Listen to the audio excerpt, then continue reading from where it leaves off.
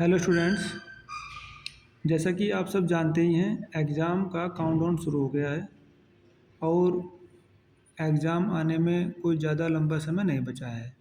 तो इसी को ध्यान में रखते हुए हम लोग प्रीवियस ईयर क्वेश्चन पेपर की जो सीरीज़ शुरू की हुई है उसी श्रेणी में आज हम लोग BLLB 8th सेमेस्टर का law of property and easement का पेपर डिस्कस करेंगे। आप इसको नोट करें अपने नोटबुक पर, क्योंकि ये एग्ज़ाम में काफ़ी हेल्पफुल होने जा रहा है। प्रीवियस ईयर क्वेश्चन पेपर का अध्ययन करना बहुत ज़रूरी होता है किसी भी एग्ज़ाम के लिए। Let's start. क्वेश्चन नंबर 1 लिखिए। अधिष्ठायी संपत्ति एवं अनुसेवी संपत्ति से आप क्या समझते हैं? What do you understand by the terms dominant and servient heritage? Question number 2, अनुप्रमाणन की दो आवश्यक शर्तें लिखिए। Write two essential elements of attestation. 3, विबंधन का परिपोषण क्या है? What is feeding the estoppel by grant?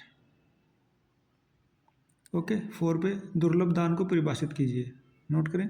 Define onerous gift, ये वेरी इंपॉर्टेंट क्वेश्चन रिपीटेड है। विनिमय को परिभाषित कीजिए। Define exchange. शॉर्ट पे देखिएगा। Now come to short. Question number 6,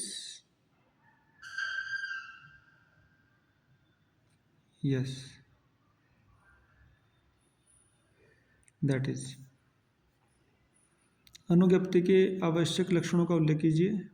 किन परिस्थितियों में यह प्रतिसहरण नहीं किया जा सकता? प्रतिसहरण होना चाहिए, मिसस्पेल्ड हुआ है फिर भी। State the essential features of licence in which circumstances it is revocable.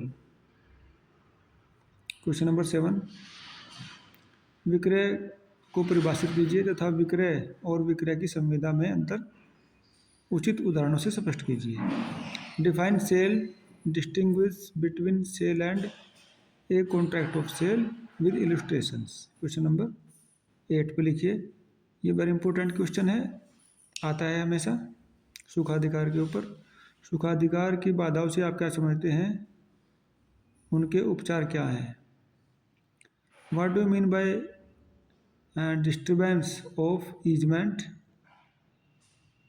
ठीक है, ये डिस्टर्बेंस है। What are the remedies in such cases? Now long question में आप लिखिए। क्वेश्चन नंबर 9, नोट करते चलिएगा। संपत्ति के अंतरण को परिभाषित कीजिए। ये वेरी इंपॉर्टेंट है, हमेशा आता है। एक वैध अंतरण के आवश्यक तत्वों की विवेचना कीजिए। बिना इस क्वेश्चन को हल किए ट्रांसफर ऑफ प्रॉपर्टी का ये पूरा नहीं हो पाता। ये वेरी इंपॉर्टेंट क्वेश्चन, इसको आप डबल स्टार कीजिए। Discuss transfer of property and discuss the essential of valid transfer.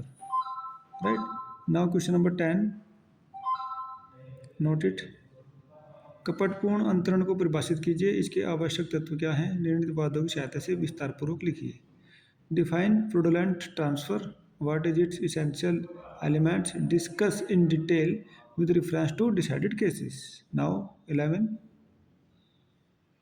बंधक को परिभाषित कीजिए तथा बंधक के आवश्यक तत्वों का वर्णन कीजिए। बंधक कैसे सृजित होता है? Define mortgage, explain the essentials of mortgage, how mortgage is affected. इसमें टाइप्स ऑफ मॉर्गेज भी जोड़ लीजिएगा, टाइप्स ऑफ मॉर्गेज भी आता है।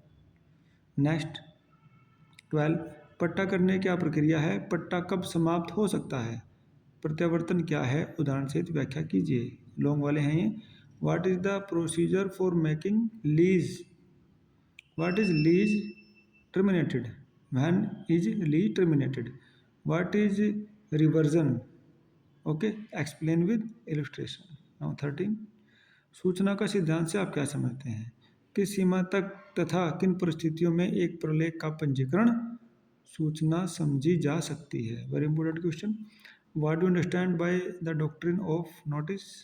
To what extent and under what circumstances registration of a document can amount to notice? ठीक है विद्यार्थियों, हमने 13 क्वेश्चन डिस्कस किए हैं, उनको पढ़ा है, जाना है, लिखा है और एग्ज़ाम ओरिएंटेड मैनर में इसको तैयार करना है। आने वाली परीक्षाओं में ये बहुत ही हेल्पफुल रहेगा और आप एग्ज़ाम में कॉन्फिडेंस के साथ जा पाएंगे। I hope it will be very helpful to you. तो आज हम यहीं पर अपना सेशन समाप्त करते हैं। Thank you for listening.